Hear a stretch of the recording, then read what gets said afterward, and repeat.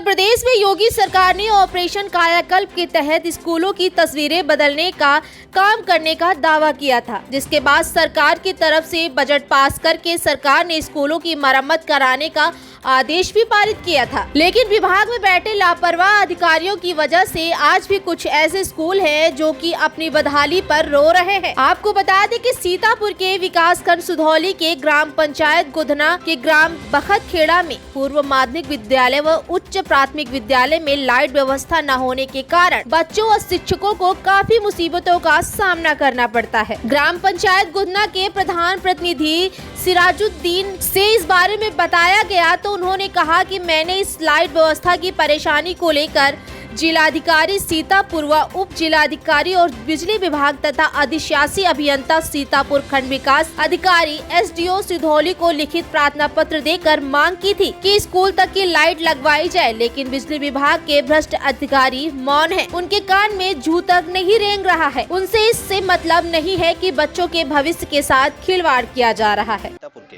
विधानसभा सिधौली के ग्राम पंचायत गोधना में और बखतखेड़ा के हम इस समय उच्च माध्यमिक विद्यालय में हैं, जहां पर लाइट व्यवस्था बिल्कुल नहीं की गई है। उत्तर प्रदेश में योगी सरकार के द्वारा स्कूल की जो है मरम्मत कार्य, बिजली कार्य सभी को सौंपा गया था। इसके जो है आदेश भी पारित हुए थे। उसके बावजूद भी यहां पर बिजली की कोई सुविधा नहीं दी गई है। और इसके साथ साथ हमारे जो प्रधान प्रतिनिधि हैं सिराजुद्दीन, इन्होंने उच्च अधिकारियों को भी जो है इस बारे में अवगत कराया है। अवगत कराने के साथ साथ लिखित प्रार्थना पत्र भी दिया है। इसके बावजूद भी यहाँ पे ना ही जो है लाइट की व्यवस्था कराई गई है। और जो विभाग में बैठे लापरवाह अधिकारी हैं, उनके कानों में जूं तक नहीं रेंग रहा है। जहाँ तक देखा जाए, एक तरीके से छोटे बच्चों के ही भविष्य के साथ जो है छेड़खानी की जा रही है। उनकी उज्जवल भविष्य के तहत जो है कोई कार्य नहीं किए जा रहे हैं। और माननीय प्रधानमंत्री जी बड़े अपने यहाँ जो है उसमें कहीं पर जाते हैं अगर, तो बोलते हैं, बड़े बड़े वादे करके आते हैं, हम शिक्षा के लिए किए हैं और बच्चों के लिए कर रहे हैं। आइए हम बात करेंगे प्रधान प्रतिनिधि सिराजुद्दीन से। इनसे पूछेंगे आखिर जो है किस किस को जो है इन्होंने लिखित प्रार्थना पत्र दिया है। नमस्कार प्रधान जी, आप ये बताएं कि धन्यवाद जी, आपने लिखित प्रार्थना हमने दिया अधिशासी अभियंता सीतापुर जी और सिधौली जी, एसडीओ जी, सहायक अभियंता सिधौली को अवगत कराया। उस दिन जब माननीय हमारे राज्य मंत्री कौशल किशोर भी आए थे, चौपाल लगा था, तब भी हमने दिया लिख के प्रार्थना पत्र। अभी तक कोई उस पर कार्रवाई नहीं हुई है। आश्वासन क्या मिला था इनके द्वारा? आश्वासन मिला था 15 दिन के अंदर देंगे लाइट, मगर अभी कोई सुनवाई नहीं हुई। अब लिखित प्रार्थना पत्र देने के बाद भी जो है अब आज कितना जो है टाइम हो रहा है? लगभग 1.5 महीना हो रहा। 1.5 महीने के बाद भी यहाँ पर कोई लाइन व्यवस्था नहीं है। और कम से कम ये 10 साल से कम 10 प्रार्थना पत्र दिए गए, कोई सुनवाई नहीं। जबकि शासन के आदेश है हर विद्यालय में लाइट, बिजली, विद्युतीकरण होना है। बिल्कुल। और एक तरीके से देखा जाए, छोटे छोटे बच्चे हैं, गार्जियन अपना जो है उत्तर प्रदेश सरकार काफ़ी पैसा खर्च करके बच्चों को पढ़ाने का काम कर रही है। और इसके साथ साथ जो यहाँ पर देखा जाए बिजली व्यवस्था नहीं है। अभी घनघोर बादल होंगे, तो घनघोर बादलों के बाद यहाँ पे लाइट व्यवस्था नहीं है। अगर लाइट नहीं दिखाई तो बच्चे कैसे पढ़ेंगे? बहुत दिक्कत हो रही है यहाँ हमारे। और इसके साथ साथ हमारे जो है प्रधानाचार्य जी हैं स्कूल के, उच्च माध्यमिक विद्यालय के, इनसे ही हम बात करेंगे। इन्होंने जो है कहीं पर आवाज़ इसकी उठाई। सर जी, मेरे यहाँ प्रत्येक मासिक बैठक में 19 कायाकल्प बिंदुओं के तहत सूचना मांगी जाती है। प्रत्येक बैठक में ये सूचना उपलब्ध कराई जाती है कि मेरे विद्यालय में इन चीज़ों की अभी कमी है और उन कमियों को पूरा किया जाए, जिसमें विद्युतीकरण भी है। जो है उच्च माध्यमिक प्राथमिक विद्यालय में जो है पढ़ा रहे हैं। यहाँ पर बच्चों को जो है बच्चों को जो शिक्षा मिलनी चाहिए वो शिक्षा मिल रही बराबर? शिक्षा मिल रही है। कभी कभी समस्या ये आ जाती है, जब मानक के अनुसार जो शिक्षकों की नियुक्ति है, अब इधर 15 दिन पहले से हमारे यहाँ एक शिक्षिका CCL अवकाश पे हैं और जो दूसरी महिला हैं वो भी CL पे हैं। अब इस स्थिति में मैं आज अकेले हूँ।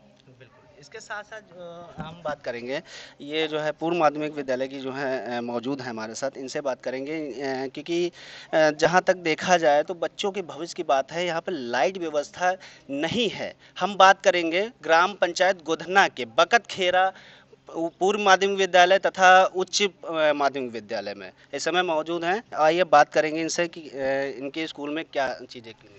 मेरे विद्यालय में लाइट की व्यवस्था ना होने के कारण जो शिक्षण कार्य बहुत बाधित होता है। जब बादल होते हैं या जाड़े का मौसम होता है तो ब्लैक बोर्ड दिखाई नहीं देता है, इसकी वजह से बच्चों को समस्या होती है। इसके अतिरिक्त हमारे यहाँ भवन की बहुत समस्या है। मानक के अनुसार भवन ना होने से और छात्र अनुपात के हिसाब से भवन ना होने के कारण हमें पढ़ाने में बहुत समस्या आती है। लेकिन वर्तमान प्रधान जी प्रयास कर रहे हैं, कायाकल्प के अकॉर्डिंग काम करवा रहे हैं, लेकिन अब भी हमें भवन की ज़रूरत है। मैडम, जैसे देखा जाए अभी जो है, अब तो ठंडक मान लीजिए ठंडक आ गई है और उसके अभी इससे पहले गर्मियों का सामना करना पड़ा है। इतनी जो है विकट गर्मी हुई है, इसके तहत जो है बच्चे यहाँ पर पढ़ रहे थे, कंटिन्यू बच्चे आए हैं और ये गर्मियों का कैसे सामना किया है? गर्मियों में पंखे ना चलने की वजह से बच्चों को बहुत समस्या होती है। इसके अलावा लाइट ना होने से समरसेबल नहीं है, इसकी वजह से भी बहुत बच्चों को पानी की भी परेशानी हो जाती है समरसेबल ना होने के कारण। और बिजली होगी तो समरसेबल होगा, वो हो जाएगा।